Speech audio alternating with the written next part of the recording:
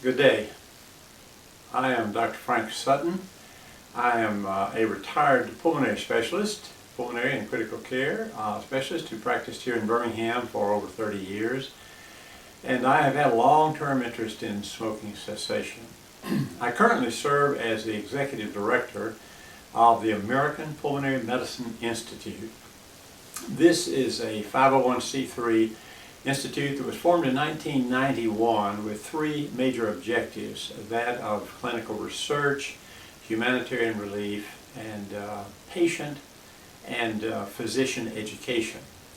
And so it's that latter which I approach today, because we are offering a series of some 6 to 8 10 to 15 minute videos that will be placed on YouTube with links to our Facebook page, American Pulmonary Medicine Institute. You can search that, find our Facebook page, and on there will be the different links to a series of these 6 to 8 10 to 15 minute videos.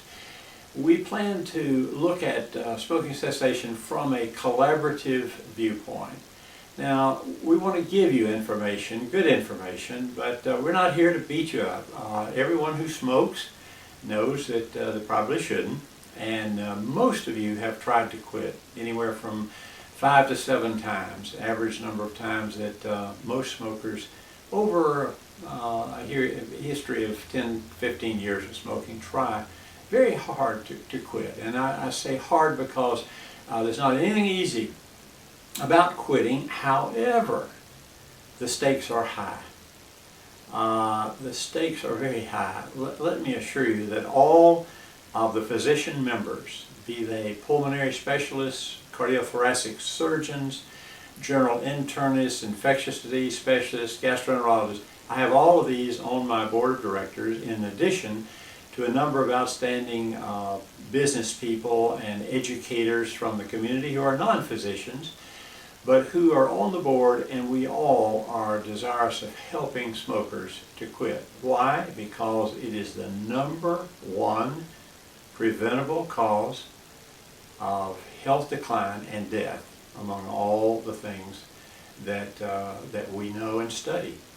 The Norwegian president of the World Health Organization at one time quoted this. He said, "A cigarette is the only consumer product which, when used as directed, kills its customer or consumer." And that's true. Use as directed, and it will lead to poor health and eventually to the death of most of those who smoke for a prolonged period of time. So why is it so hard to quit? Well, it's because of the habit, the habitual nature. We know that smoking becomes a part of your daily routine.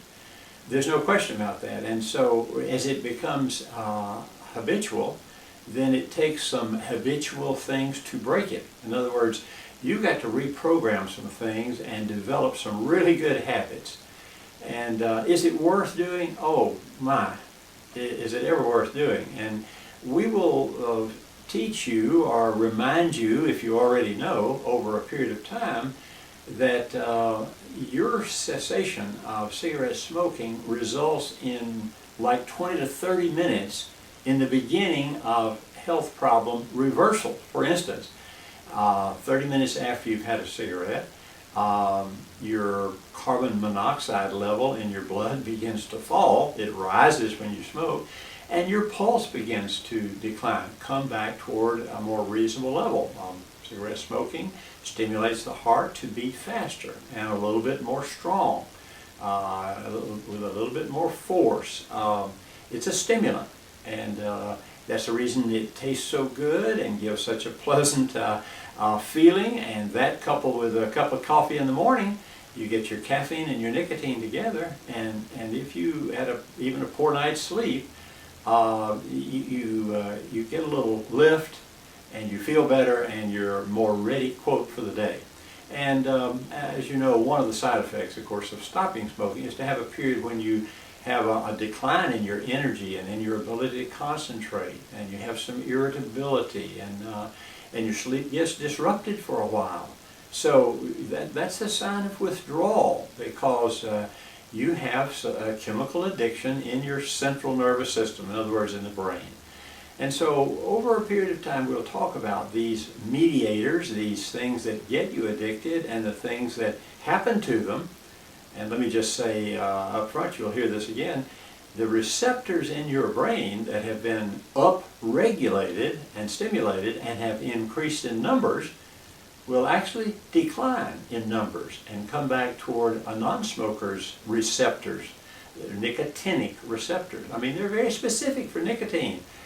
And as the smoking industry found that out, that you have receptors that receive one of their drugs and addict you so that you'll spend between $5 and $8 on a pack of cigarettes to destroy your own health, then they knew they had a great product. And now, of course, they're into vaping, and we'll get to all that. But we're here to, in collaboration with you, encourage you.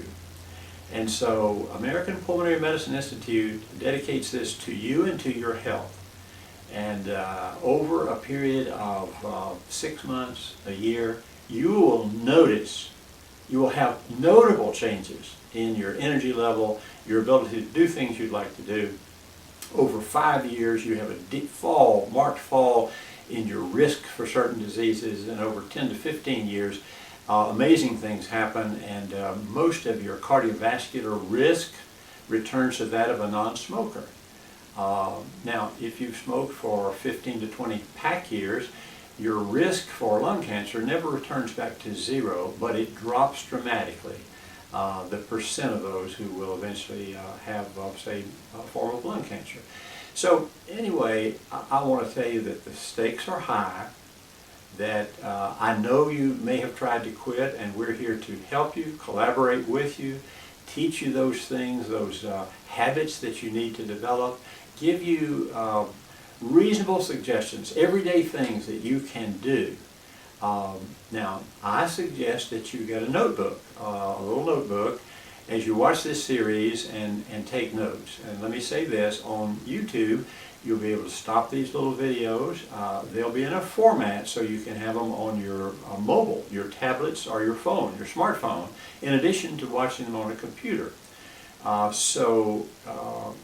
We're going to make them as readily accessible and available as possible in the best form, and you can stop them with just touching the screen, and you can take your thumb and go back and stop it on the slides that we drop in and show you that have some teaching points on them, or some lists of 3 or 4 things that we suggest you do.